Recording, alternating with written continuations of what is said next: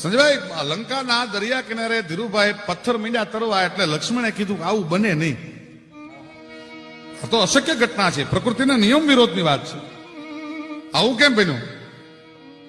રામે કીધું ઓરો આવ્યું કાનમાં કહું, જાહેર કરવાની વાત નથી. કાં સાંભળી લે લક્ષ્મણા, દુનિયાનો નિયમ એવો છે, વિધિ બામ હોતે હોતે અર્પણે પરાયે બામ ઓર પ્રતિકૂલ તાયે શીશ મંડરાતી है. જ્યારે માણસની વિધિ વિપરીત બને, જ્યારે માણસની વિધાતા રૂઠી જાય, વિધિ બામ હોતે હોતે અપને પરાયે બામ, પોતાના હોય ને પારકા બની જાય.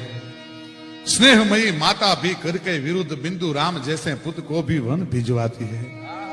कई कई कोई दी वनवास आपे, પણ મારી વિધિ વિપરીત બની ગઈ લક્ષ્મણ, ને હું તો માનવ દેહમાં છું એટલે વિધિના સંસ્કારોને મારે ઝીલવા પડે બાપ.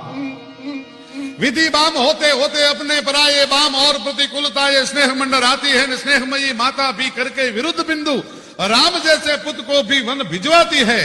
પણ સાંભળી લે, जो ही आता है अनुकूल समय त्यों ही लखन, पाप देख सागर में सैल की सिलाई तैर जाती है. પણ માણસનો અનુકૂળ સમય નજીક આવે ને ત્યારે નો બનવાનું બનવા માંડે, પ્રકૃતિના નિયમો ઉલટા સુલટા થવા માંડે.